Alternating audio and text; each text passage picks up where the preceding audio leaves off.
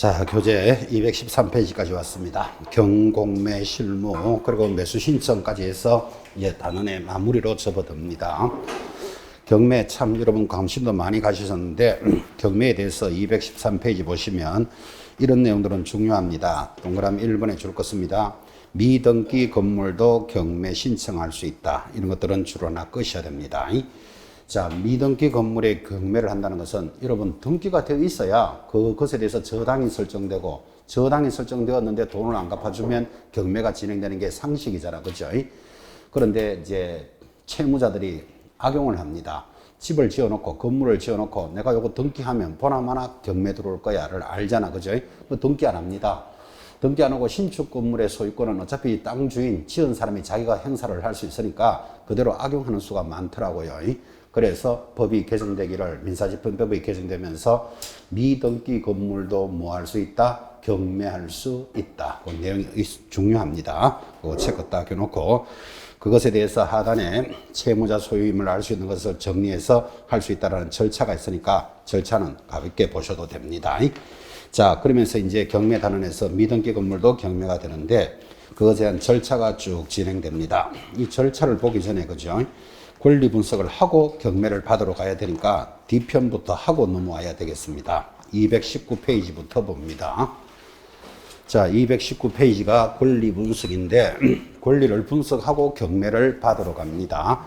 자, 그래서 219페이지 권리 분석이라는 단원이 먼저 돌았고 권리 분석부터 정리하는데 가장 중요합니다. 경매에 있어서 자, 권리를 분석한다라는 말이 무슨 말입니까? 하니까 교재에 1. 소멸되는 권리가 있다. 찾았습니까? 소멸의 동그라미.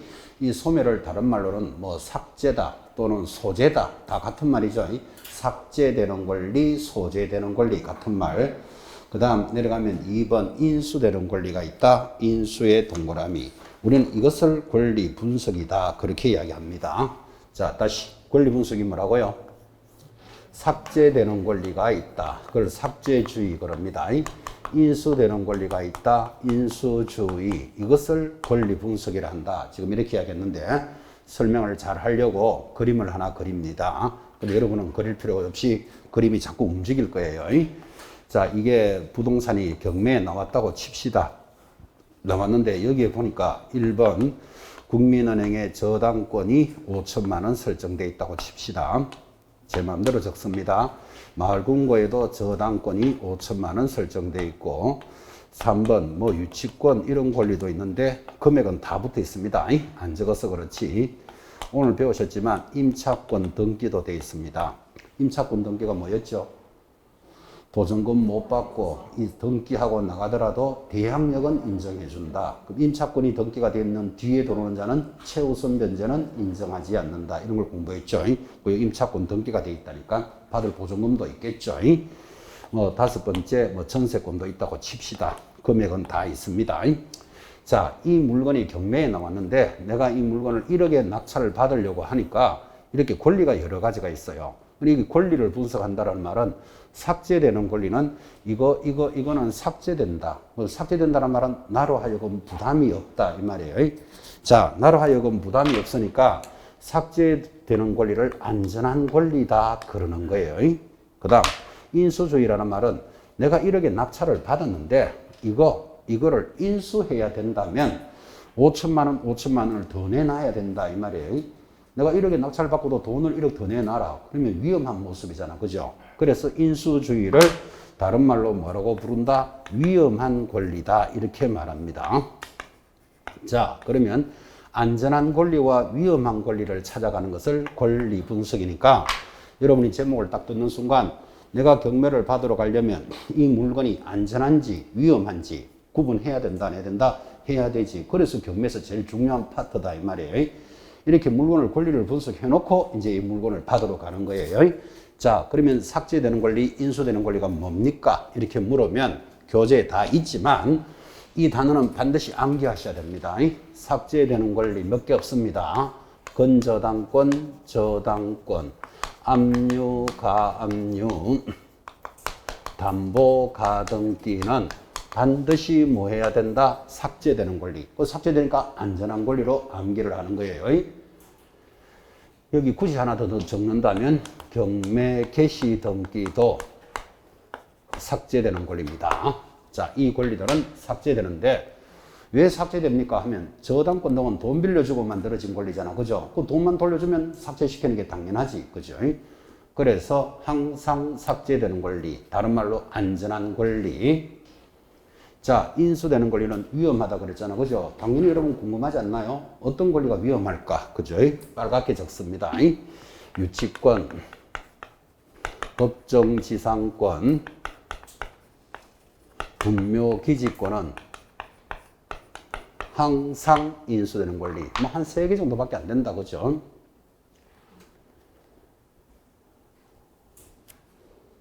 여러분에게 제가 이렇게 경매 수업 이런 걸 하려면 저도 공부하고 오겠죠. 당연히. 공부만 하는 게 아니고 저는 예전에 다른 사람 강의도 굉장히 많이 들었습니다. 여러분한테 잘 가르치고 싶어서. 그때 경매의 제일 핵심이 권리 분석이니까 그 수업을 이렇게 들어보면 느낌이 좀 경매에 대해서 조금 안다는 내가 앉아서 들어도 권리 분석이 저렇게 설명해서 알겠나 이런 느낌을 많이 가졌던 사람입니다. 그래서 교재도 있고 여러분 요약집에도 있고 다 있지만 지금 하는 권리 분석 내용은 우리나라에서 제일 잘하는 권리 분석입니다. 지금 자기 자랑하고 있는 겁니다. 근데 이걸 뭐 알아야 자랑인 줄도 알지. 그죠? 자랑인 줄도. 그럼 이걸 이제 언제 느낌이 오시는가 하면 이제 다음 달부터 문제풀이 하잖아. 그죠? 문제풀이 하면 경매 파트에서는 권리 분석은 100% 나옵니다. 그러면 그때 또 이거 설명하고 그 문제를 우리가 풀어보겠죠. 그럼 여러분 이제 풀리는 걸 그때 느끼신다고. 그래서 이거는 암기하셔야 됩니다. 지금 이걸 강조하려고 했는 거지. 자기 자랑하려고 하는 건 아닙니다. 자기 자랑하려고. 반드시 암기하셔야 됩니다. 삭제되는 권리 뭐라고요? 저당권, 건저당권, 압류, 감류, 담보가등기, 경매 개시 등기는 항상 삭제. 그럼 무조건 삭제다 이 말이에요. 항상. 시간에 관계없이. 무조건 인수되는 권리, 유치권, 법정지상권, 분묘기지권 항상 인수됩니다. 그러니까 다음 중 위험한 권리를 찾으시오 하면 뭐 위험한 부동산을 찾으시오 하면 인수주의 찾아야 돼요. 다음 경매 물건 중 안전한 것을 찾으시오. 뭐를 삭제되는 걸 찾아라. 그 뜻이에요. 자, 그럼 지금부터 권리 분석합시다. 여기까지 암기를 하고 보니까 여기 1번 국민은행 저당권 삭제 인수. 저당권 무조건 삭제. 2번 말궁고의 저당권. 저당권은 무조건 삭제. 여러분 삭제시킨다 이 말은 지우개로 지운다 이 뜻이 아니고 여기 1억이라는 돈에서 배당하면서 삭제, 배당해주면서 삭제예요. 돈 내주면서 삭제, 돈 내주면 삭제. 근데 돈은 1억인데 벌써 5천 하면 돈은 다 나갔죠. 돈은 다 나가면 나머지는 그냥 삭제되는 거예요. 그래서 경매는 권리가 빠를수록 유리하다 이런 말이 그래서 나오는 거예요. 아무리 내가 돈을 빌려줬더라도 저 밑에 있으면 돈 떨어지면 거의 못 받는 가능성이 많다고 봐야 안 되겠어요. 자, 3번 유치권 삭제 인수. 유치권 이거는 무조건 인수. 그죠? 이런 권리가 있으면 이제 조심하셔야 돼. 4번 임차권 삭제 인수. 여기 임차권이 없죠? 없으니까 좀 놔두고. 전세권 여기 없죠? 좀 놔두고. 자, 그러면 지금 이 권리 분석을 하는데 이 두 가지를 암기하고 정리가 되니까 웬만하면 정리가 다 되는데 저런 식으로 남는 게 반드시 생기게 돼 있어요. 그럼 남는 걸 어떻게 해결하느냐? 이제 이게 포인트인데 이 한마디에 다 날아갑니다. 선순위 담보 물건보다 앞서면 인수. 이 한마디만 딱 읽으면 나머지는 싹 정리 다 됩니다. 자, 뭐 기억해야 된다고요? 선순위 담보 물건보다 앞서면 인수. 그럼 여러분 이걸 10번만 읽으면 저절로 나오는 말이 뒤쓰면 삭제. 이 말이 저절로 나온다고요. 자, 선순위 담보 물건보다 앞에 있으면 인수, 뒤에 있으면 삭제. 자, 이게 이해가 됐다면 여기 1번부터 지금 5번까지 권리가 있는데 선순위 담보 물건이 몇 번 무슨 권리죠? 1번 저당권이 선순위 담보 물건이라는 건 이해하시겠습니까? 그래서 지금 뭐라 했는가 하면 이거보다 앞에 있으면 인수, 뒤에 있으면 삭제. 지금 이 말 한 거라고. 그래서 싹 정리 다 되잖아요. 자, 4번 임차권 앞에 있다, 뒤에 있다. 뒤에 있잖아. 그럼 삭제. 그죠? 5번 전세권 뒤에 있잖아요. 삭제. 제가 안 적어서 그렇지 뭐를 적어놨더라도 다 삭제예요. 선순위 담보물건보다 앞에 있으면 인수, 뒤에 있으면 삭제. 아, 그러니까 선순위 담보 물권을 기준으로 인수와 삭제가 일어나는구나를 알 수 있으니까 이거를 일명 뭐라고 부르는가 하면 말소 기준 권리다 이렇게도 불러요. 같은 말이에요, 이게. 자, 그러면 이렇게 읽어도 된다, 그죠? 말소 기준 권리보다 앞에 있으면 인수, 뒤에 있으면 삭제 이렇게 읽으면 되겠지, 그죠? 같은 말이니까. 자, 그러면 시험 문제에서 충분히 나올 수 있는 거 다음 권리들 중에서 5개 중에서 왜 5개죠? 우리는 오지선다행이잖아요. 5개 중에서 말소 기준 권리를 찾으시오. 이런 문제가 나올 수 있어. 왜 그런가 하면 말소 기준 권리를 찾아낸다 이 말은 권리 분석할 줄 안다 이런 뜻이기 때문에 그때 말소 기준 권리를 찾으시오 하면 여러분은 뭐를 찾아야 돼요? 선순위 담보 물권을 찾으면 된다고. 그러면 같은 말이니까 국민은행 저당권이 선순위 담보 물권인데 이게 앞서면 인수 뒤서면 삭제니까 이 저당권을 다른 말로 말소 기준 권리다 이렇게 부르는 거예요. 그래서 말소 기준 권리보다 앞에 있으면 인수 뒤에 있으면 삭제 이 말도 시험에서 굉장히 중요합니다. 자, 그런데 여기서 요령을 하나 배울 수 있죠. 무슨 요령하면 지금 1번 저당권은 삭제되는 권리잖아, 그죠? 그리고 이게 말소 기준 권리라 그랬잖아요. 아, 그러면 말소 기준 권리는 삭제되는 놈이 제일 앞에 있으면 이게 말소 기준 권리가 되는 거예요. 자, 지금 여러분들은 삭제되는 권리 요거 암기해야 된다 그랬죠. 요거를 암기를 딱 해놓으면 두 군데서 쓰죠. 삭제되는 권리를 찾으시오 하면 이거 암기했으면 그대로 찾으면 되잖아요. 근데 요게 제일 앞에 있으면 제일 앞에 있는 놈을 뭐라고 부른다? 말소 기준 권리다 이렇게 부르니까 두 군데서 사용이 된다고.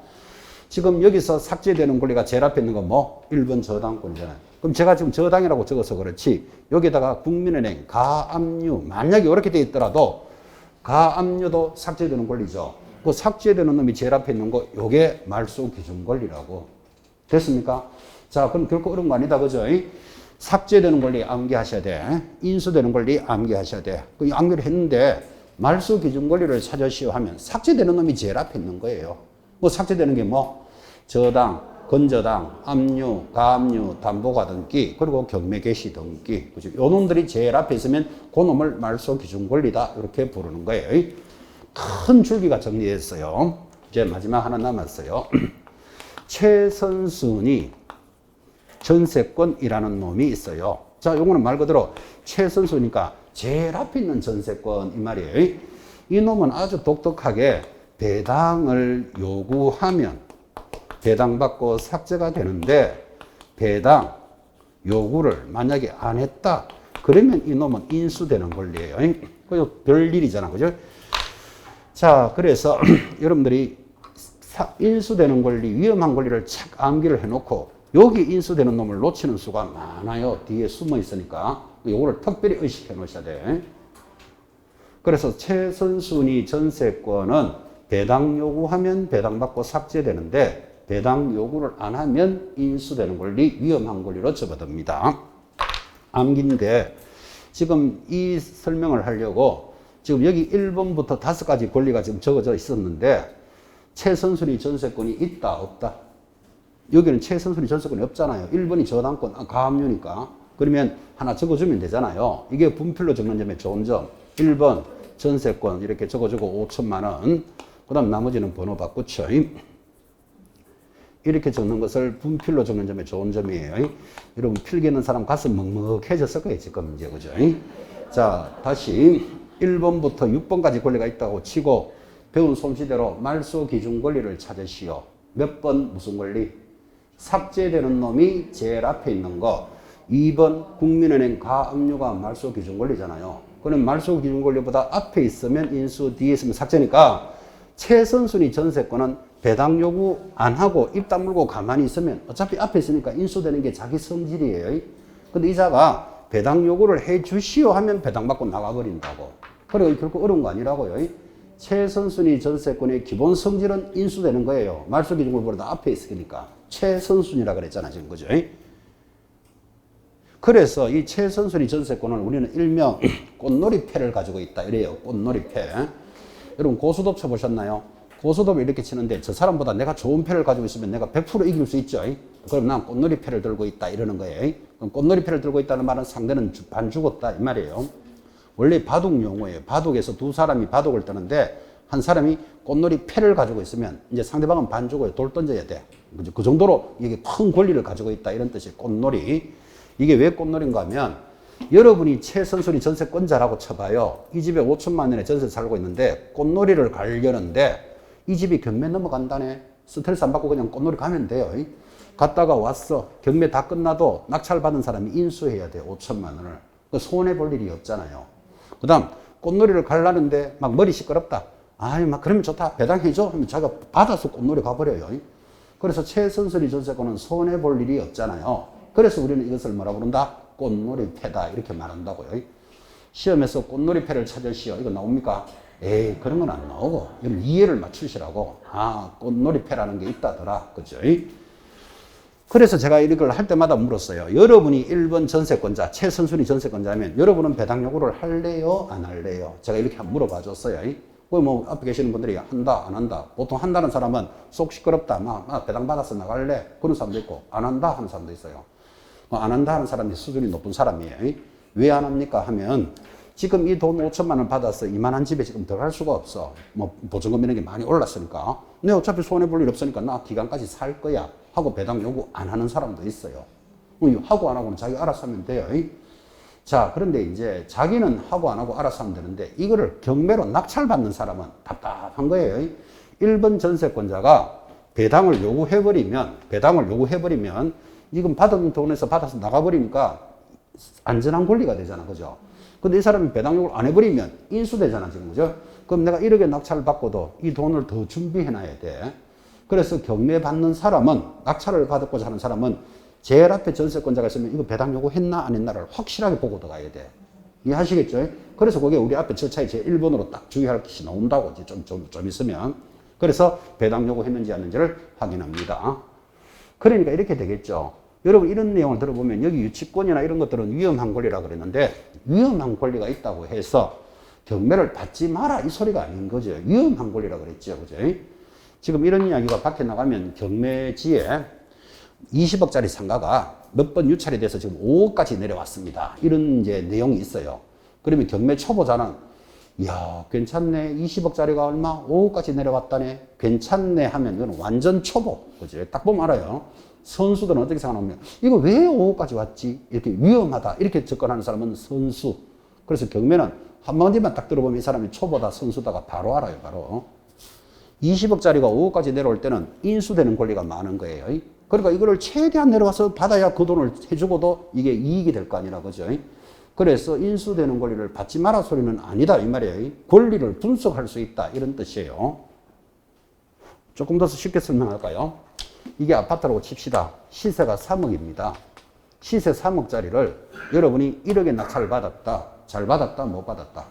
오, 잘 받았지. 시세 3억짜리를 내가 1억 정도에 받았으면 잘 받았잖아요.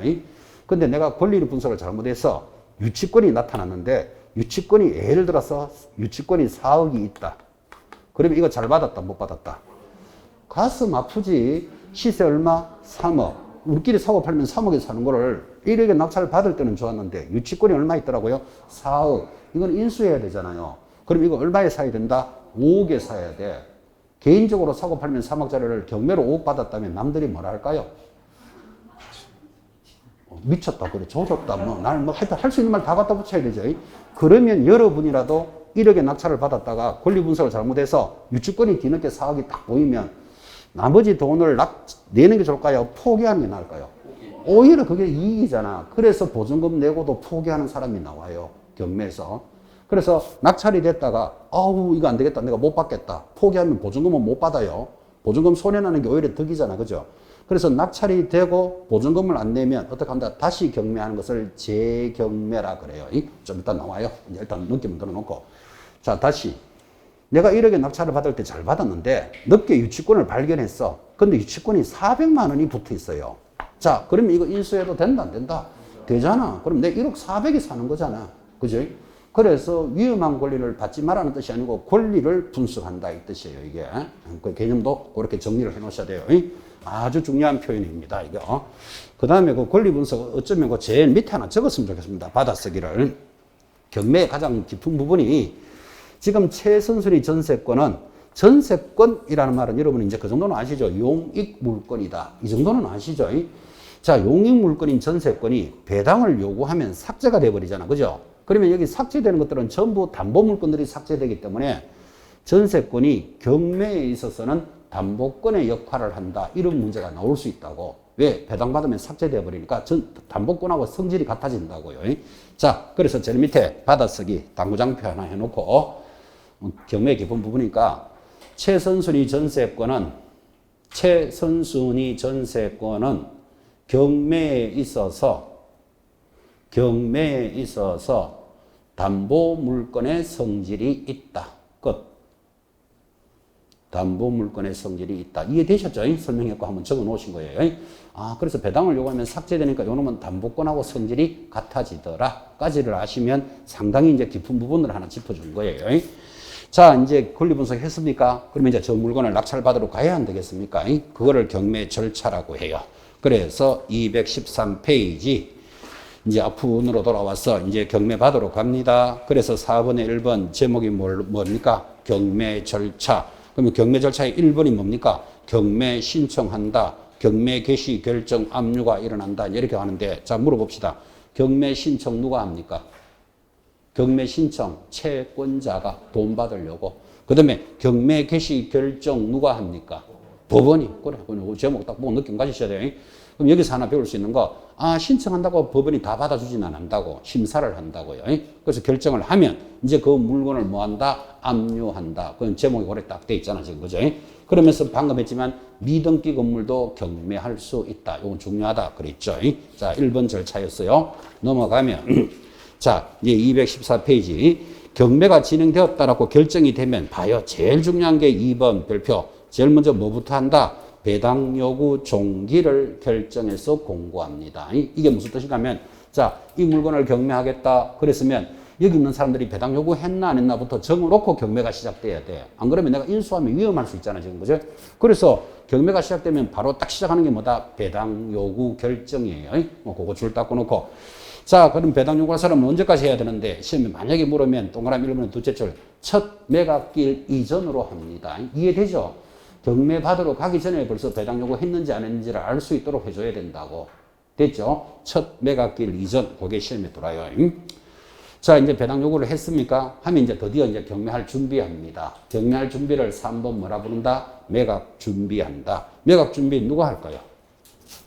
누가 할까요? 법원에서요, 법원에서. 그 집행관이 가가지고 사진도 찍어 오고, 뭐 지하철하고 몇 미터 거리에 있는 아파트로서 대항력 있는 세입자는 있다, 없다, 이런 걸 조사를 한다니까요. 자, 그러면 그런 조사를 했던 내용을 적어 놔야 되겠죠. 그래서 3번의 동그라미 2번 보시면 법원은 감정인에게 부동산을 평가하게 하고 평가액을 참작하여 최저 매각 가격을 정합니다. 그 최저라는 말은 1억 이상 사는 사람한테 팔겠다. 이렇게 가격을 잡는다고요. 최저 매각 가격을 정하고 법원은 매각 물건 명세서 그거 동그라미 하나 하셔야 돼요. 시험보다는 더 중요한 게 실전에서 중요한 게 매각 물건 명세서예요. 그러면 좀 전에 법원에서 조사한 것을 그 매각 물건 명세서에 기록을 해 놓는데 우리 법원 경매 법정에 가면 매물서 이런 말을 해요. 그 매물서가 딱 정리가 돼 있고 그거를 누구라도 볼 수 있도록 딱 법원에 비치를 해 놓는다고. 자, 그러면 스토리가 이래 되죠. 여러분은 이 아파트를 경매 받고 싶다. 그러면 제일 먼저 법원에 가서 그 물건에 대한 매각 물건 명세서를 열어봐야 돼.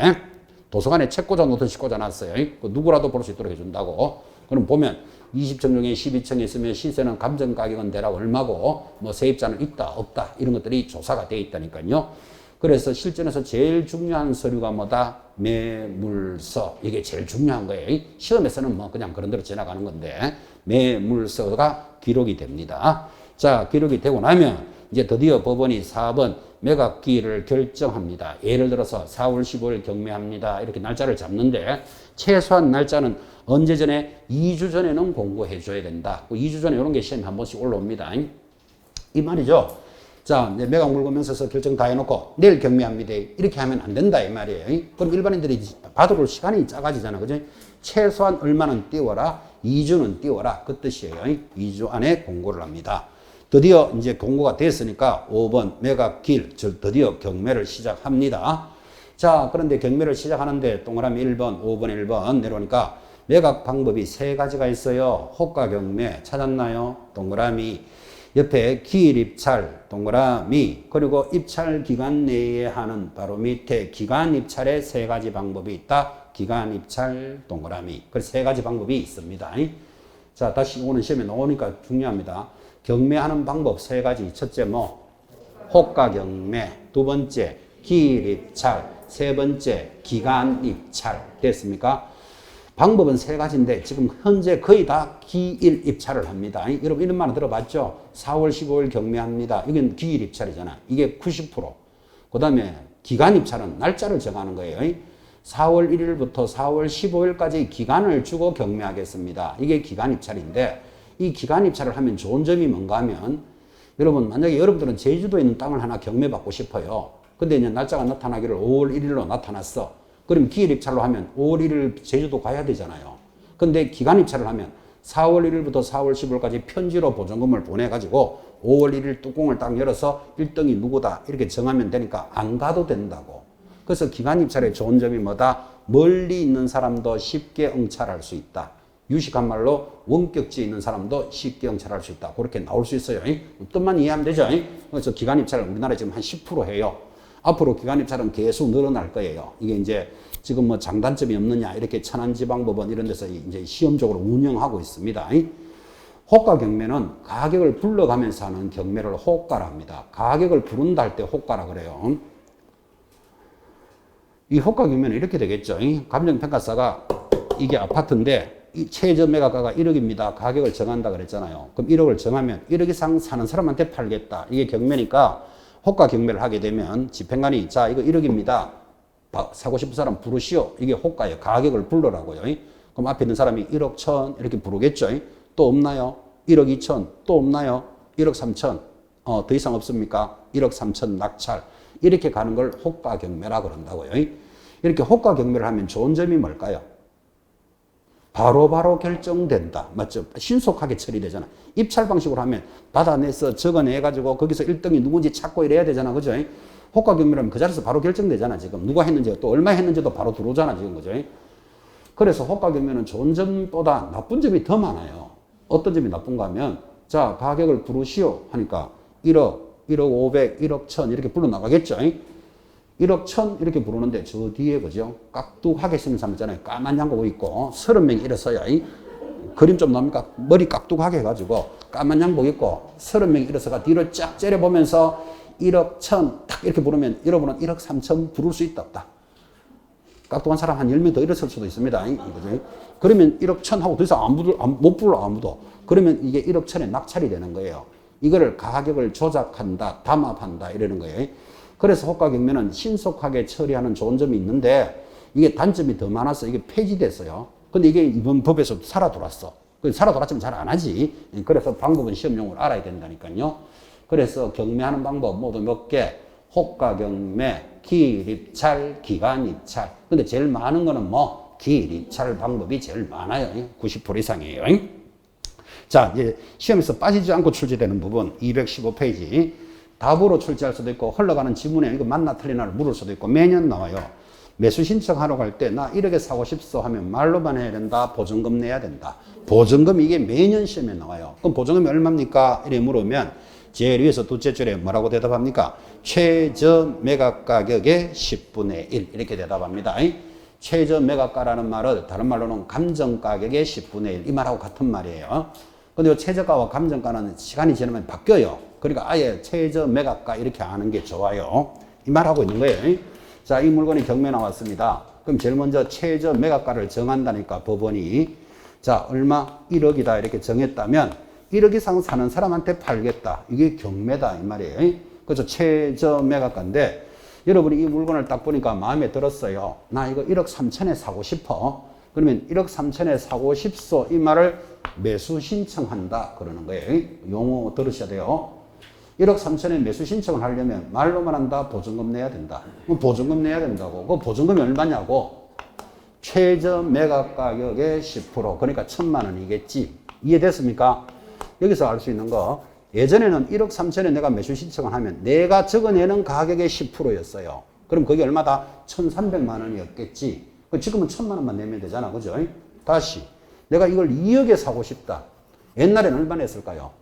그 2천만 원 냈겠지. 근데 지금은 최저가의 10%니까 얼마만 내면 된다? 1,000만 원 내면 돼. 그래서 최저 매각 가격의 10%는 보증금이 인하되는 효과가 있다. 이런 말이 나와요. 원래 2천인데 지금 1,000만 내면 되잖아.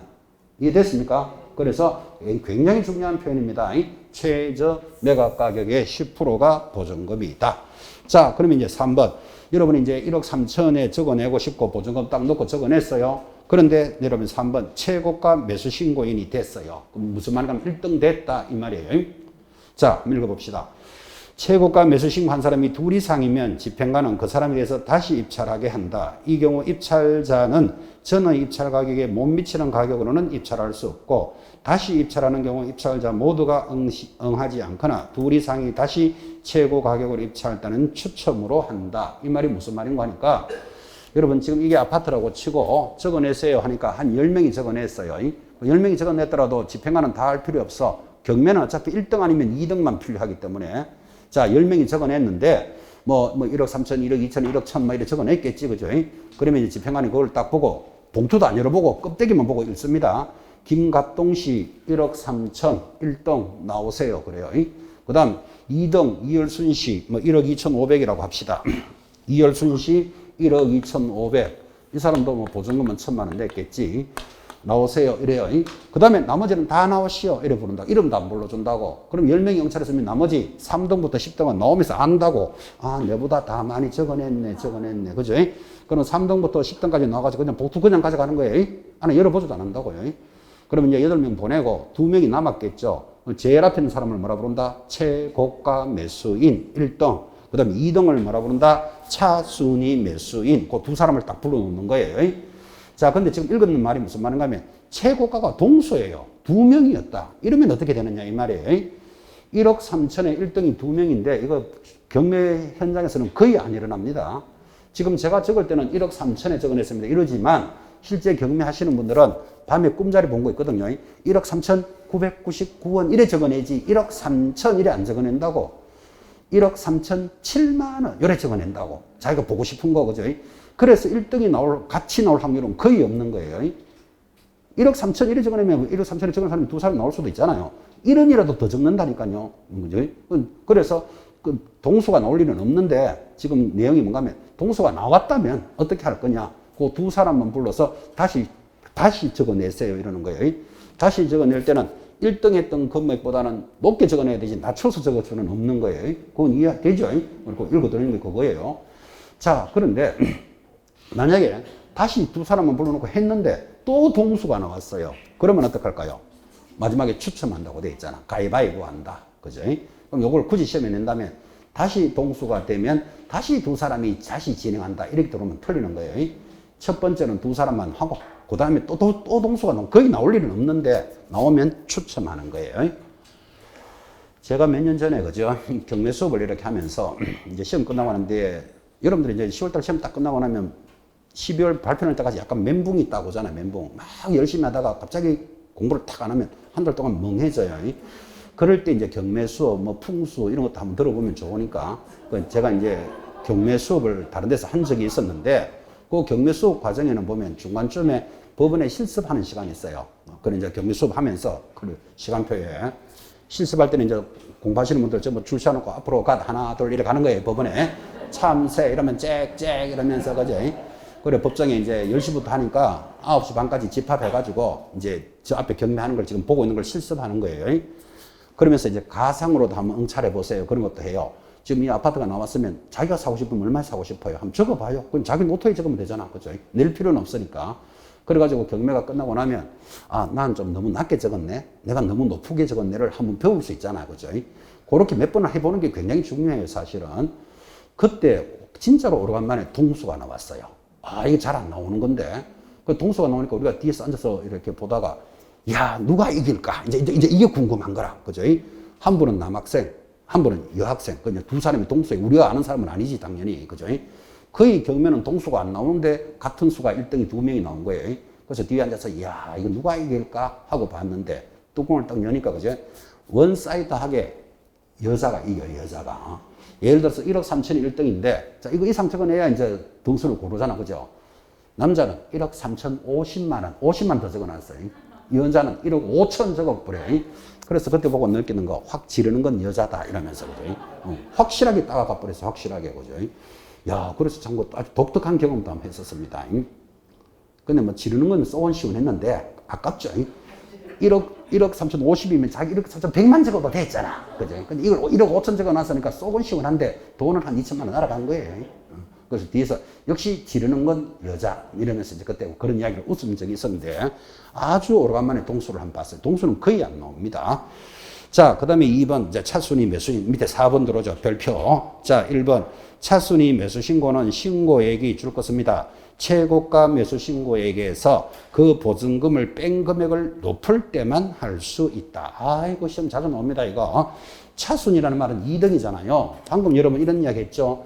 자, 이 물건을 경매하는데 1등 1억 3천, 2등 1억 2,500, 나머지는 그냥 받아가세요 하고 다 갔잖아, 그죠? 그럼 2등이 나왔겠죠? 2등 보고. 자, 혹시 1등이 지금 1억 3천에 보증금 1,000만 원 내고 낙찰이 됐으면 나머지 1억 2천을 넣어야 끝나잖아요. 그럼 나머지를 넣으라고 시간을 한 달을 준다니까요. 한 달을 주는데 한 달이 끝났는데도 돈을 안 넣는 수가 있다, 없다? 있다. 아까 봤잖아요. 뭐 권리 분석이 잘못됐거나 무슨 문제가 있어가지고 차라리 나 보증금 날리고 안 들어올 거야. 이런 사람이 있다니까요.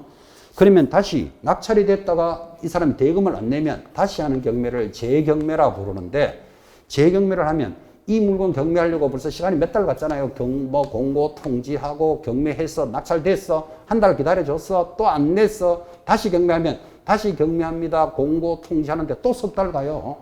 그러면 한번 재경매가 일어나면 6개월이 딜레이 되는 거예요. 그럼 이런 시간을 버리는 걸 아깝기 때문에 혹시 이 사람이 안 내면 당신이 당첨된 걸로 해주겠다. 그를 뭐라 부른다? 차순위 매수 신고를 받아주겠다. 이 말이에요. 네가 원하면 받아주겠다. 이 말이에요. 그래서 아까 했잖아요. 1등하고 2등을 불러 세워놓는다니까요. 2등 보고 집행관이 묻는다니까요. 차순위 신고하랍니까? 이래 묻는다고. 그러면 이제 한다, 안 한다 하겠지. 안 한다 하면 다시 보증금 받고 자기도 나가면 되고. 경매 현장에서 차순위 매수 신고 많이 들어올까요? 안 들어올까요? 거의 안 들어옵니다. 거의. 그죠? 2등 보고 차순위 하실랍니까? 하면 안 해요. 이러고 바로 가버린다니까요. 만약에 그죠? 2등이 할게요. 이러면 누가 놀라는가 하면 1등이 깜짝 놀라요. 아니, 저 인간이 내가 돈을 안 내기를 기다리고 있잖아, 지금. 그죠? 그러면 이 사람이 막 긴장한다니까요. 내가 뭘 잘못했나? 왜 저 사람이 차순위를 하지? 막 오만 생각 다 든다니까, 지금. 그죠? 경매 받는 사람은 빨리 보증금 돌려받아가 다른 물건 또 받는 게 더 빨라요. 그죠? 그래서 차순위는 현장에서 거의 안 일어난다니까요. 그런데 이제 가끔 차순위 하는 사람은 이런 이유가 있어요. 지금 이 사람은 500만 원을 덜 적어내가 2등 했잖아요. 500만 더 적어냈으면 자기가 이걸 받을 수 있는 물건인데, 그죠? 그러니까 너무나 아까워요. 내가 꼭 받아야 될 물건인데. 그래서 차순위를 딱 해놓고 밖에 나가서 1등 보고, 야, 내가 한 600만 원 더 줄게. 좀 포기해 주소. 그죠? 그럼 내가 된 걸 하려고. 그렇게 하려고 차순위 신고하는 자도 있고, 그죠? 그 다음 이 사람이 보니까 이 물건은 1억 2,500을 적어내면 더 이상 손해라. 그죠? 근데 이 사람이 1억 3천에 1등 됐잖아. 그죠? 이 사람 보나마나 포기할 거야를 내가 안다니까요. 그래서 차순위를 하고. 이런저런 사연으로 차순위 신고를 하면 1등이 일단은 긴장하는 거예요. 이야, 저 인간이 왜 하지? 자꾸 이렇게 고민하게 돼 있다니까. 그죠? 그래서 이를 차순위 매수 신고인데, 자, 지금 줄 거는 게 뭔가 하면, 그럼 차순위는 2등이라고 무조건 받아주는 게 아니라니까요. 지금 줄 거는 게 뭐죠? 최고가 금액에서 보증금을 뺀 금액보다 높을 때만 봐준다고요. 그럼 지금 이 말이 무슨 말인가 하면, 최고가 금액이 지금 얼마? 1억 3천. 보증금 얼마? 1,000. 빼면 얼마? 1억 2천 이상 적어내고 2등 해야 돼. 그럼 이 사람은 1억 2,500이니까 차순위가 되겠죠. 그죠? 만약에 1억 3천이 1등, 2등이 1억 1,000이었어요. 그럼 이 사람은 2등이라도 차순위 된다, 안 된다? 안 된다니까. 그죠? 최고가 금액에서 보증금을 뺀 금액보다 높고 2등 해야 된다. 그죠? 이거는 왜 이런 게 있냐면 작전 쓰는 것을 방지하려고 그래요. 작전 한번 해볼까요? 자, 이 물건이 최저가가 1억이다. 그럼 1억 이상 적어내는 사람한테 팔겠다. 이게 경매인데 우리 두 사람이 친구 사이예요. 야, 저 물건 우리가 싸게 한번 받아보자. 이렇게 작전을 짜는 거예요. 여러분 보통 1억짜리 물건을 적어내라 그러면 뭐 1억 3천, 1억 4천, 1억 5천 대충 그래 적어내는 게 상식인데 우리 둘이는 짰으니까 친구는 10억에 적어내는 거예요. 그래서 보증금은 얼마나 했다? 최저가 10% 1,000만 냈겠지. 그죠? 보통 1억 4, 5천 이렇게 적어낼 물건을 10억 이렇게 탁 적어내는 거예요. 이렇게 적어내면서 보통 적어놓은 것은 남들한테 보여주면 안 되잖아, 이게. 그죠? 근데 이 사람은 짰으니까 보여주는 거예요. 나 10억 적었다. 이러면 친구한테 이렇게 보여주는 거예요. 옆에 사람이 1억 5천 적으려고 했는데 보니까 진짜 10억이 적어놨잖아. 그죠? 그럼 내가 1억 5천, 6천 적을 필요 있다, 없다? 없지. 지금 10억에 적는 사람이 들어오는데 내가 지금 1억 8천 적어본들 볼펜만 딸잖아, 지금. 그죠? 그래서 나가래 시키는 거예요. 아유, 안 되겠다. 나 포기. 옆에 있는 사람을 쫙 나가래 시켜놓고 친구인 나는 얼마에 적어낸다? 1억에 딱 적어내는 거예요. 보증금은 1,000만 원 냈겠지. 자, 그러면 이 물건을 몇 명이 영찰했다? 2명이 영찰했어. 1등 얼마? 10억. 2등은 얼마? 1억. 그리고 2등 보고 차순위 하겠습니까? 하면 나 하겠어 이런다고. 왜 그러면 내 친구는 안 할 줄 내가 알고 있기 때문에. 그럼 이 사람은 얼마에 받을 수 있다? 1억에 받는 이런 작전을 방지하기 위해서 최고가 금액 10억에서 보증금을 뺀 금액보다 높아야 2등이 돼. 10억에서 1,000만 원 빼면 얼마? 9억 9천 적어내고 2등 해야 된다고. 무슨 말인지 아시겠죠? 작전 쓰는 것을 방지하기 위해서. 이거 시험에 잘 돌아요. 한 번만 답시다. 그림 보면서 이야기해요. 최고가, 차순위 매수 신고에는 2등이라고 되는 게 아니고 조건이 뭐라 그랬죠? 최고가 금액에서 보증금을 뺀 금액보다 높아야 돼. 됐습니까? 그거 줄 건가요? 시험에 잘 나오니까. 세매가 공유자 우선 매수 이런 것들은 참고로 보시면 돼요. 이제 쭉 넘어가시면 또 시험에 들어오는 게 거기 7번 216페이지입니다. 7번 매각의 확정이라는 단원에 보면 동그라미 1번 이런 게 있죠. 매각 결정 기일로부터 일주일 내로 매각 허가 결정에 대한 이해관계인이 줄 것입니다. 즉시 항고가 없으면 매각이 확정된다. 이때 즉시 항고라는 말이 들어왔죠. 그죠? 이게 무슨 말인가 하면, 자, 지금 이 사람이 1억 3천에 1등을 했잖아. 그죠? 근데 옆에서 딱 보니까, 이 사람이 부정한 방법으로 1등을 했어. 부정한 방법으로. 그러면 뭐 할 수 있다? 이의를 제기할 수 있는 게 즉시 항고라 그래요. 자, 그럼 이의를 제기할 수 있도록 해주는데, 이의가 있는 사람은 이의를 신청하세요 하니까, 진하게나 이의를 막 제기하는 거예요. 그 진하게나 이의를 제기해가지고 법원이 체크를 해보니까, 야, 이건 이유가 없네? 그럼 기각된다 이러잖아. 그죠? 기각이 되는 거를 그 많은 건수를 다 확인해서 이유 없습니다. 이러니까 시간만 자꾸 흘러가는 거예요. 그래서 안 되겠다. 진하게나 이 제기를 방지하기 위해서 바로 밑에 2번. 이 매각 허가 결정에 대해서 항고를 하고자 하는 자는 보증으로 뭐를 내놔야 된다? 매각 대금의 10%를 공탁하여야 된다. 이런 말이 딱 들어오잖아. 그죠? 자, 그럼 다시. 1억 3천이 1등인데 이 사람이 부정한 방법을 했다고 생각하고 내가 이의를 제기하려면 그냥 제기하는 게 아니고 공탁금 걸어놔야 돼요. 공탁금 얼마? 줄 거잖아. 매수 가격의 10%. 그럼 1억 3천이면 얼마? 1,300만 원 걸어놓고 이 제기해라. 이 말이에요. 그럼 1,300만 원 없는 놈은 이 제기도 못 하는 거예요. 자, 그러면 1,300만 원 걸어놓고 이의를 제기했는데 확인해 보니까 이유 없네. 이유 없다를 기각되었다 그러는 거예요. 기각되면 그 공탁금은 몰수한다. 이렇게 법을 만들어요. 무섭게 만들어놨죠. 그럼 몰수한다. 이랬으니까 이제 함부로 이 제기하면 된다, 안 된다? 안 된다고. 그러니까 전국 법원에 이 제기 건수가 80%가 없어져 버려. 80%가 없어지니까 경매를 어떻게 한다? 신속하게 진행하겠다. 그런 제도가 도입이 된 거예요. 문제 나올 수 있겠죠. 매각 대금의 얼마? 10%. 자, 이제 그래서 이제 이 제기도 끝났다. 그러면 8번 뭐합니까? 대금을 납부하는데 거기서 중요합니다. 1번에 매각 허가 결정이 이제 확정이 되면 법원은 얼마 안에 대금을 내라 그랬죠? 1개월 안에 대금 기한을 정하고 기한의 동그라미. 이거를 여러분 글자 문제지만은 기일 하면 틀려요. 이거 아주 조심하셔야 돼. 기한을 정하여. 이 말이 전화해 봐요. 1등 됐으면 자 1월 1일부터 1월 30일까지 대금을 내시오. 이렇게 한 달의 기간을 준다니까요. 그때 대금 기한을 정하여 대금을 납부하도록 합니다. 자, 대금 납부가 됐고 올라가면 나머지 됐죠. 대금 됐고. 그 교재 보시면 217페이지 한번 봐봐요. 217페이지 제일 위에 동그라미 2번. 매수자는 대금 지급 기한까지 대금을 지급하지. 바로 밑에 주의. 대금 지급 기일이 아니라는 걸 조심하셔야 돼요. 이건 눈 크게 안 뜨고 보면 무슨 말인지도 모르는 사람이 있어요.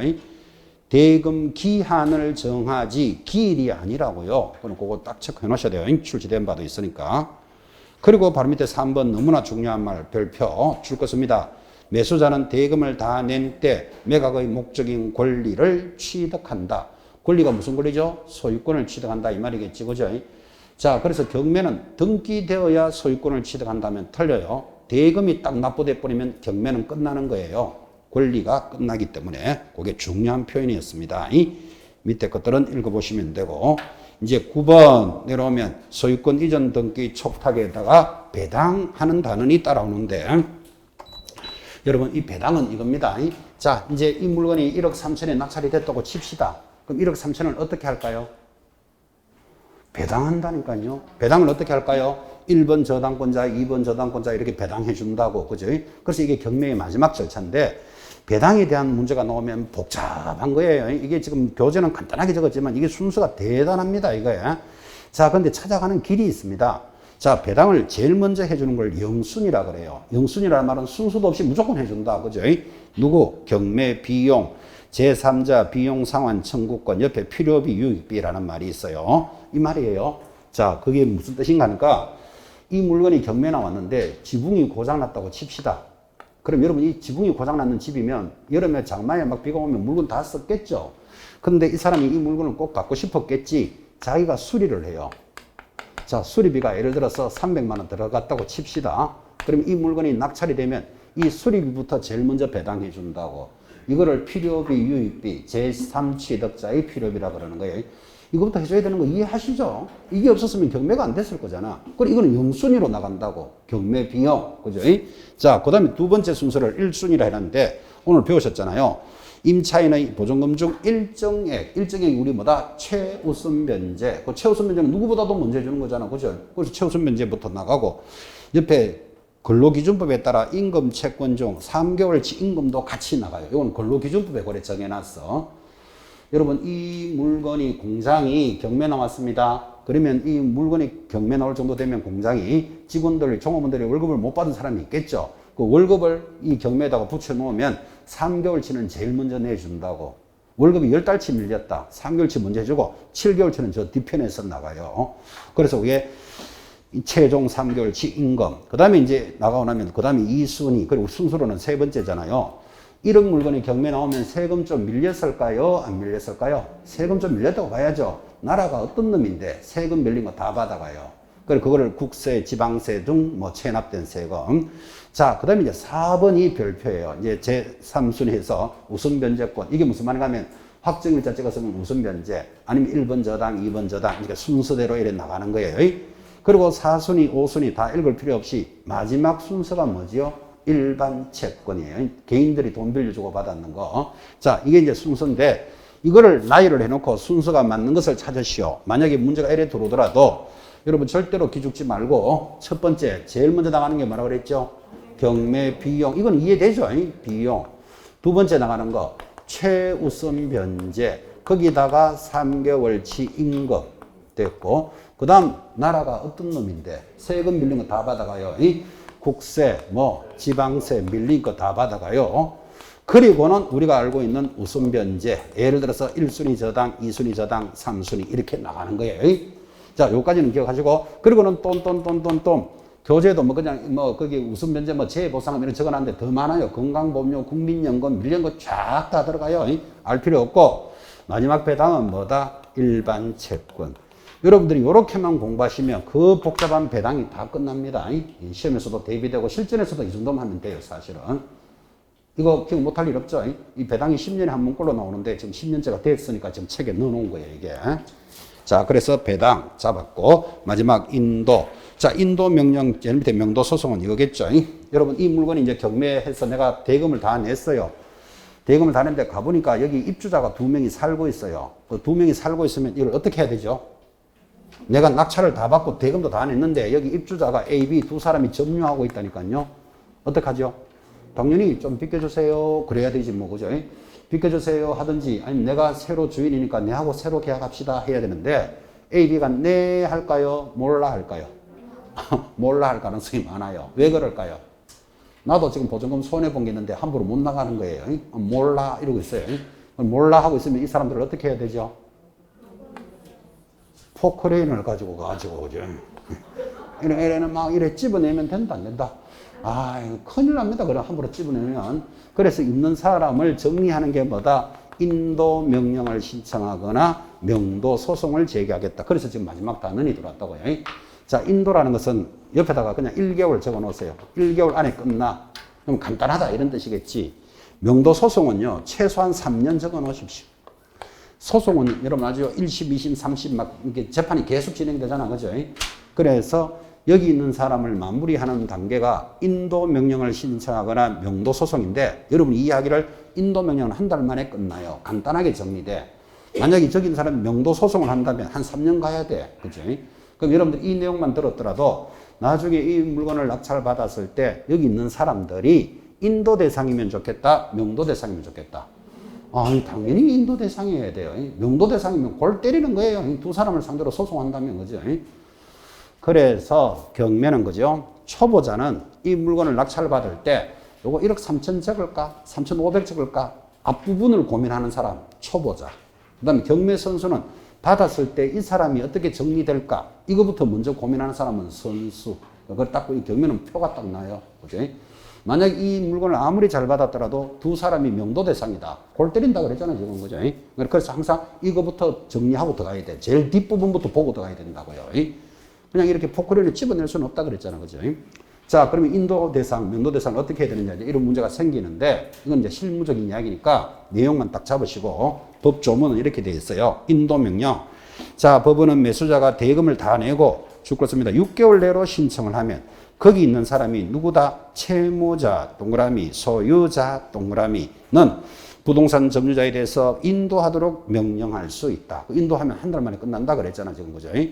자, 그런데 다만 별표, 점유자가 거기 있는 사람이 매수자에게 대항할 수 있는 권원에 의해서 점유하고 있으면 그러하지 아니하다. 그러하지 아니하다라는 말은 인도 명령이 아니다 이 말이잖아. 그죠? 아니다 이 말은 뭐다? 명도 대상이다 이 말이에요. 밑에. 그래서 밑에다가 갈로 열고 유치권자 적으셔야 돼요. 그 시험에 나오면 그 유치권자밖에 안 나와요. 자, 적었으면 다시 설명 듣습니다. 여기 있는 사람이 점유자가 유치권자다. 그러면 이 사람은 무슨 대상이다? 명도 대상이다 이 말이에요. 됐습니까? 근데 여기 있는 사람이 채무자나 소유자다. 집주인이다 이 말이잖아. 그죠? 집주인 이 사람들은 대항력이 없는 사람이죠. 왜? 자기 때문에 지금 경매가 진행됐잖아. 자기가 돈을 안 갚는 바람에. 그러니까 대항력이 없는 자들은 무슨 대상이다? 인도 대상이다. 그 채무자, 소유자의 동그라미 하셨잖아. 그죠? 근데 아무리 인도 대상이라도 얼마? 6개월 내로 해야 돼. 6개월이 넘으면 그러하지 아니하다는 말은 명도 대상으로 간다. 이 말이에요. 그러니까 인도 명령에 대해서 숫자 하나 기억해야 되지. 6개월. 그죠? 근데 이것도 형식이에요. 여러분이 예를 들어서 낙찰을 받았다. 그럼 6개월 동안 안 간다, 간다. 에이, 당연히 가게 돼 있으니까 이거는 형식적이에요, 사실 6개월 내로. 이제 여기까지가 시험용으로 공부를 하셨는데, 실전 수업할 때는 이렇게 해요. 이 명도, 인도가 마무리 절차이기 때문에 이거를 잘해야 이제 경매에서 이제 수익이 생기는 거예요. 그래서 지금 시간이 좀 바빠서 막 빠르게 이야기하는데, 여러분들 만약에 낙찰을 받았다. 여기 두 사람이 살고 있으면 갈 때 무섭다, 안 무섭다? 좀 무섭겠지. 아, 저 어떤 사람이 있을까? 좀 걱정되잖아. 그죠? 그런데요, 여기 있는 사람들은 이 물건이 낙찰받아서 오는 사람이 무서울까요? 안 무서울까요? 더 무서워요. 더 무서워. 어떤 놈이 올까? 더 무서워요. 지금. 그래서 무서워하지 마라. 이 말이에요. 무서운 건 1대1 똑같아. 1대1. 그죠? 그래서 인도 명도하러 갈 때는 기법 해서 이제 우리가 실전할 때 이야기하는데, 갈 때는 그냥 가면 안 되고, 애기를 하나 빌려 입어야 돼요. 업어야 돼요. 옷도 최악 입고, 그죠? 그리고 한겨울에 막 양말도 안 신고 샌들 신고 떨떨떨 하고. 그러니까 딱 보니까 억수로 불쌍하게 보이도록 해가지고, 가서 이야기할 때 좀 비켜주세요 할 때는 애기 궁둥이 찝으면 막 울겠죠. 애기는 울지요. 왔는 사람이 불쌍하게 보이죠. 그러면 아유 너보다 더 불쌍하네. 이래서 비켜주면 최고로 좋은 수법, 상기법. 그 다음에 제일 나쁜 거 안 비켜주려고요. 법대로 할까요? 이거 제일 나쁜 기법. 중간이 뭔가 하면 이사비 얼마 드릴 테니까 비켜주실래요? 이거는 중간 기법. 그래서 명도인도는 전부 중간으로 다 끝나요. 어차피 대항력은 내가 낙찰받았으면 내가 이유가 있는 사람이잖아. 그죠? 가서 싸우면 안 되고, 이사비 얼마 줄게요. 이렇게 해서 정리를 하셔야 돼요. 그래서 경매로 낙찰을 받을 때는 그 이사비까지도 원가에 넣어놔야 돼. 이걸 1억 5천에 받았지만 200만 원 더 들어갈 거야. 그럼 1억 5천 2백에 내가 받는 거다. 이렇게 생각하고 출발해야 된다고. 그죠? 그런데 이사비 200만 원 드릴게요. 나가주세요. 이러면 안 나가요. 이사비 좀 더 없습니까? 이래 되잖아. 지금. 그죠? 그러니까 그때는 그냥 가면 안 되고, 다음에 가기 전에 친구를 하나 만들어 놔야 돼요. 실제 친구가 아니고 자기 그림으로 친구를 만드는 거예요. 이 물건을 내가 받은 게 아니고 내 친구가 받았는데 내 친구는 눈이 쪽 찢어져서 찔러도 피도 안 나는 놈이고 법대를 나와가지고 법은 얼마나 잘 아는지 그래 그 놈이 받았는데 내가 대신 왔어요 하면서 그죠? 그래서 가상의 친구를 하나 만들어 놓고 대안을 딱 암기하고 가야 돼 암기. 그래서 그래도 가면 이 사람이 그렇게 비켜줄게요 잘 안 한다니까요. 그러면 그냥 그 쪽제비 같은 친구가 있습니다 이렇게 말만 하고 오는 거예요. 오면서 바로 뭐 한다? 인도 명령 신청하는 거예요. 인도 명령 신청하면 한 달만 해결을 한다고 그랬죠. 그럼 인도 명령 신청하면 한 3일 있다가 법원에서 빨간 딱지가 싹 날아가요. 당신을 대상으로 인도 청구가 되었다. 안 비켜주면 경찰관 입회하에 온 동네방네 쪽팔림을 당하고 막 이래 적어놨어요, 거기. 그러면 이제 이 사람이 약간 띵해진다고 그걸 하나 받으면, 그죠? 돌아서서 바로 같이 못한다. 명도소송도 같이 제기하는 거예요. 수수료 13,000원 들으면 돼요. 명도소송 제기하는데. 인지대 13,000원, 그죠? 그럼 또 요거 3일 만에 받는데 또 3일 있다가 명도소송이 또 팽 날아오는 거예요. 재판이 청구되었다. 이렇게 들어와요. 그러면 이제 여기 있는 사람 마음이 달라져요. 그리고 그때 또 가는 거예요. 그때는 안경 같은 거 벗고 가야 돼요. 맞을 수도 있으니까. 그죠? 벗고 가죠. 또 쪽 찢어진 놈이 다시 보냈는데, 자, 이 사비 합의합시다. 그러면 이제 사정이 달라져요. 그래서 대체적으로 정리가 다 돼요. 지금 이거 이해하려면 끝도 없는 이야기고. 그래서 인도 명도가 들어오는데, 제가 이 이야기를 굳이 끝나는 시점에서 왜 바쁘게 하는가 하면, 여러분들은 경매 수업을 지금 들었고, 경매도 이제 이렇게 받습니다 하는 절차도 공부하셨는데, 경매는 그죠? 다른 사람의 궁박한 사정을 이용해서 내가 이익을 본다. 이렇게 생각하면 안 돼요. 그죠? 그렇게 생각하니까 이게 주춤주춤 걷는다고. 여기 갈 때 무서워진다고, 이 사람들한테. 그죠? 여러분, 경매는 굉장히 중요한 사람들이 하는 거예요. 사람도 동맥경화증이라는 말 들어보셨죠? 피가 안 돌면 뭐 머리에서 터지면 뇌출혈이고 심장에서 가면 심장마비잖아. 죽잖아. 그죠? 경제도 누군가는 돈을 빌리고 누군가는 사업을 하고 일을 하는 거예요. 근데 그 사람은 돈을 못 갚았다. 그럼 저걸 해결 안 하면 동맥경화가 걸려가지고 경제가 안 돌아가기 시작해요. 그래서 국가의 힘을 빌려서 숨통을 틔워주는 게 경매예요. 그래서 경매를 한 사람들은 애국자들이에요. 생각을 그래 바꾸라 이 말이에요. 저 사람의 궁박한 사정을 이용해서 내가 무슨 이익을 보는 거 아닌가 이러니까 자꾸 이제 마음이 쫄리잖아 지금 이게. 그죠? 애국자들이에요. 애국자들. 그 다음에 중요한 거는 여기 있는 채무자들한테는 내가 고마운 사람이에요. 낙찰받은 사람이. 왜? 제일 높은 가격으로 사준 사람이잖아 내가. 그죠? 저 사람한테 내가 이익을 주는 사람이다. 이렇게 사고를 바꾸셔야 돼. 그래서 경매 배우는 목적이 거기 있고 경매를 공부하는 이유가 거기 있는 거예요. 저 사람이 어려운 사정을 이용해서 내가 무슨 이익을 본다. 이렇게 접근하면 이 경매 자체가 안 된다니까. 그죠? 또 내가 이거를 높은 가격에 안 사면 누가 사도 사요. 당연히. 그죠? 그래서 경매를 간 사람은 애국자입니다. 애국자. 아니, 실제로 이건 나쁜 이야기는 아닙니다. 이제 생각을 어디에서 초점을 맞추느냐에 보는 각도가 다른 거예요. 이게. 그죠? 그런 마음도 한번 느껴보라고 경매 수업을 하면서 마무리 때 멘트를 하는 겁니다. 자, 넘어가서 219페이지 권리분석 됐고, 넘어가면 교재 220페이지 매수신청 대리라는 단어에서 또 한 문제가 탁 들어옵니다. 근데 이 단어는 초점이 이겁니다. 지금 매수신청 대리가 뭐냐 하면 이 물건이 경매 나왔습니다. 그럼 여러분 마음에 들면 경매 받으면 될 거 아닙니까? 근데 여러분들은 경매 지식이 짧다고 보고 개공사에게 이 물건을 좀 받아주세요 하는 것을 매수 신청한다 그래요. 그럼 개공사가 손잡고 가서 그 물건 받아주고 뭐 받을까요? 수수료 받겠지. 이걸 매수 신청이라고 그래요. 또는 매수 신청을 해주시는데 저 손님이 경매 받는 날 같이 갈 형편이 안 돼. 자기 사정이 있어서. 그러면 개공사가 대신 받아줄 수도 있어요. 받아주는 걸 뭐라 그런다? 매수 신청 대리도 할 수 있다. 그럼 이런 매수 신청 대리를 하려면 대법원 규칙에 따라서 해야 된다라고 법에 돼 있어요. 그래서 지금부터 대법원 규칙을 공부하는 거예요. 자, 그 말이 220페이지 제일 위에 적혀져 있죠. 이 규칙은 공인중개사법이 대법원 규칙에서 위임한, 자, 대법원 규칙에 동그라미 하나 찍어놓고 개공사의 매수신청 대리 등록과 감독에 관한 사항을 규정함을 목적으로 한다. 이제 이렇게 출발하는데 이 말 한 거예요. 여러분이 공부를 열심히 하면 자격증을 취득하겠죠. 자격증을 취득하시면 언젠가는 중개업을 할 겁니다. 빠르게 하는 분도 있고 늦게 할 건데 중개업을 할 때 지금까지 배운 솜씨가 뭡니까? 자격증 있으면 바로 영업합니까? 등록해야 됩니까? 등록해야 된다. 얼마나 배웠습니다. 등록을 하면 뭐가 된다? 개공사가 되잖아요. 어디 가서 등록을 하지요? 시장, 군수, 구청장에게 신청을 하면 며칠 만에 해준다? 7일 만에 등록해준다. 배운 게 그거잖아, 지금 그죠? 자, 개공사가 딱 되면 나는 지금부터 경매 업무도 할 거야. 그 경매 업무는 해도 되고 안 해도 돼요. 할 거야. 그러면 별도로 등록을 하고 영업을 해야 된다. 스토리가 이렇게 가는 거예요. 자, 그래서 지금 배우는 대부분 규칙은 중개사법을 뺏겨서 만들어 놨어요. 그 중개사법이 딱 잡히면 요거하고 똑같은 내용이 그 차이 나는 것만 요렇게 보면 되는 거예요.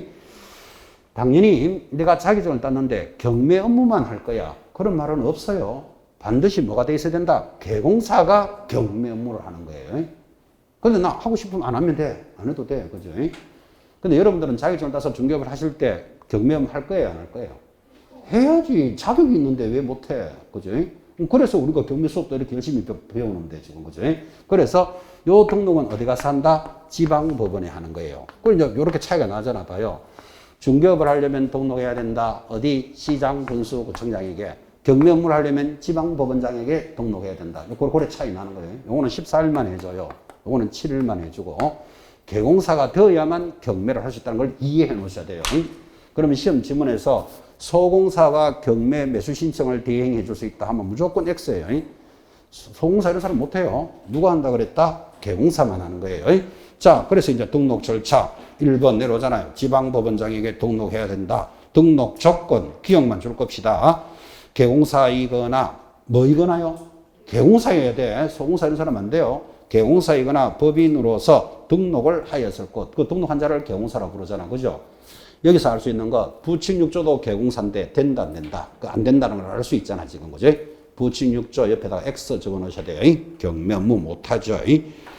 자, 그리고는 다 배운 거 그대로예요. 2번. 자, 중개업을 할 때 실무교육 받아야 된다. 이런 말 들으셨죠? 그러면 실무교육이 있어야 된다. 또 D가 보증보험이나 공제에 가입하고 경매 업무 해야 된다. 똑같고 금액도 똑같고 다 똑같아요. 쫙 내려갑니다. 결격 사유 뭐 오른쪽에 가면 자 221페이지 실무교육 받아야 되는데 자 우리 중개사법에서 실무교육 누가 합니까? 시도지사가 얼마나 공부했죠? 근데 이 경매는 누가 한다? 법원, 행정, 처장이 정하는 기관. 그런 게 차이점이에요. 그런 것만 딱딱 짚으면 돼. 내려가면 2번 매수신청 대리권의 범위입니다. 그거 비교적 중요합니다. 별표 딱 해놓고 자 비교적 중요하지만 당연한 거예요. 아까 경매 대신 받아줄 수 있다 그랬잖아 우리가. 그죠? 그때 할 수 있는 거 1. 매수신청 보증 제공 거기 보 동그라미 보증금을 제공해야 경매를 받아줄 수 있을 거 아니라 그죠? 보. 그 다음 입찰표 작성 제출할 수 있습니다. 입. 차순위 매수신고 아까 열심히 공부했습니다. 차순위 매수신고 해줄 수 있다. 차 동그라미 또 4번 나가게 되면 뭐 보증금 받아서 나가는 것도 개공사가 해줄 수 있어요. 보증금을 돌려달라는 것을 신청하는 행위 보. 공유자 우선 매수 공. 6번에 임대주택법에 대한 임차인 우선 매수 임. 마지막 7번 그 두 개를 둘째 줄에 보면 포기하는 행위도 할 수 있다. 포. 자 그러면 이 말을 하고 있습니다. 경매해 줄 수 있는 범위는 만만치 않은 소리지만 보, 임, 차, 보 동그라미 한 거예요. 공, 임, 포를 경매 업무로 해줄 수 있는데 이걸 다 기억하고 있는 게 무리다. 그러면 거기 표 바로 밑에 뭐라고 되어 있습니까? 지금 밑에 매각 허가 결정에 대해서 적시 항고를 할 수 있다. 그러면 틀린다. 표시해놨잖아요. 그게 답이에요. 적시 항고는 당사자들이 해야 되지 개공사가 하는 게 아니다 이 뜻이에요. 방금 했지만 옆에 인도, 명도, 소송도 당사자가 하지 개공사가 하는 게 아니라고. 그래서 인도, 명도가 시험에 제일 잘 나와요. 그거. 자 바로 밑에 하나 더 적읍시다. 대금 납부. 대금 납부 개공사가 해야 됩니까? 당사자들이 해야 됩니까? 당사자예요. 그거는 해당되는 게 아니다. 대금 납부 X 그 정도. 자 그리고 내려가면 경매 받아줄 수 있다는데 무슨 물건을 받아줘야 됩니까? 하니까 밑에 토, 건, 입, 광, 공 어디서 많이 듣던 소리 아닙니까? 무슨 소리죠? 이게 중개대상물이잖아. 그죠? 중개대상물만 경매 받아주는 거예요. 여러분 경매법정에 가면요 자동차도 경매합니다. 자동차 뭐 선박 이런 것도 경매합니다. 근데 그런 거는 못 받아준다고요. 개공사 해줄 수 있는 거는 뭐다? 중개대상물, 토, 건, 입, 광, 공 그 정도는 참고로 들으시면 되고 자 그 다음에 이런 거 들으신 적 있죠? 중개업을 할 때 물건에 대해서 확인 설명해야 된다. 들으셨죠? 그 확인 설명하면 확인 설명서를 작성해서 몇 년 보관하고 3년 보관하고 이런 거 공부하셨잖아요. 그죠? 그 경매 물건도 설명해 줘야 될 거 아니라. 그죠? 자, 그래서 3번 매수신청 대리행위서 사건 카드를 보존하는데 거기 1번에 두째 줄에 보면 몇 년? 5년 동그라미. 그리고 내려가면 큰 2번 매수신청 대상물에 대해서 확인 설명서도 작성해주고 교부하는데 거기 2번에 동그라미 2번 보면 셋째 줄에 몇 년? 5년간 보존해요. 5년 찾았나요? 자, 그럼 이런 말이죠. 자, 이제 물어봅시다. 이게 중개법이 안 돼 있으면 이해가 안 되는 거니까. 중개업을 할 때 보관하는 거 몇 개? 자, 첫 번째, 전속중개계약서 3년. 이제 이 뒷부분을 하면 앞부분이 또 가물가물하죠, 지금 또. 그죠? 또 그냥 다음 주에 또 앞부분 하면 또 지금 경매가 또 가물가물하고, 그지? 자, 중개업을 할 때 보관하는 거 3개, 전속중개계약서 3년. 지금 하고 있는 확인설명서 3년, 거래계약서 5년. 시험에 잘 나온다고 그랬어요, 이거. 요거를 중개업할 때 보관하면 경매할 때도 보관하는 게 있다니까요. 1. 사건 카드. 2. 확인설명서. 둘 다 몇 년? 5년은. 경매는 무조건 5년이에요. 그러면 중개업을 하면서 경매도 하면 보관하는 거 몇 개? 5개. 그러니까 객관식문제 내기 안 좋겠어요. 한 개 싹 빼낸다니까. 그렇게 잡으시라고요. 공부. 그래, 이 경매문은 어차피 뭐가 돼 있어야 된다? 중개법이 돼 있어야 돼. 중개법이 돼 있어야 뭐가 착착착착 비교가 되거든, 그죠? 대리행위 방식 됐고, 자, 그만합시다. 교재 223페이지 보면 의무와 금지 행위 거의 시험에 안 나오는데 참고로 읽으시기 바랍니다. 넘어가면 중개사법과 똑같습니다. 224페이지 보시면 중개업 할 때도 업무 보정 설정하라 그랬잖아요. 경매할 때도 하는데 금액도 똑같아요. 금액 한번 보세요. 제일 가운데 법인은 얼마 가입하고 2억, 분사무소 1억, 공인중개사는 1억, 부침육조는 왜 없죠? 부침육조는 경매를 못하니까. 오른쪽 지도감독, 절대적 취소 이런 것들이 있습니다. 참고로 한번 읽어보시고 해당되는 내용이 나올 때 다시 관리하겠습니다. 자, 그렇게 해서 우리 중개사법의 전체 단원을 마무리하면 했습니다. 중요한 것들 위주로 정리하셨고, 오늘 이제 요약집 강의가 끝났으니까 다음 7월 초부터는 문제풀이 수업을 하는데, 여러분 문제풀이 수업이 중요합니다. 하나의 주제, 예를 들어서 인장 등록이라는 것에 대해서 한 문제가 나오는데 문제에 8개씩, 7개씩 들어가 있습니다. 그래서 비슷비슷한 문제를 계속해서 반복적으로 풀면서 이 7, 8월 달 이 제일 힘든 시간이 잘 넘어가면 여러분들 실력이 30%딱 업데이트 됩니다. 30% 업데이트 됩니다. 옆에 갈로 열고 공부 좀 했을 때 그런 건 있겠죠. 하루 왔다가 하루 빠졌다가 이러면 안 되고, 그죠? 그래서 이 문제풀이 과정을 잘 지내셔야 됩니다. 비슷비슷한 문제를 계속 힘들게 풀어가시니까 2판, 4판 수업이다. 그런 뜻이에요. 그래서 읽다가 보면, 아, 이렇게 가면 답이 이쯤 나오는구나. 이까지도 보이도록 그렇게 갈 거예요. 우리 중개사법은 중요 과목이라 그랬잖아요. 고득점 하셔야 됩니다. 다음 주에 문제풀이에서 만납니다. 수고하셨습니다.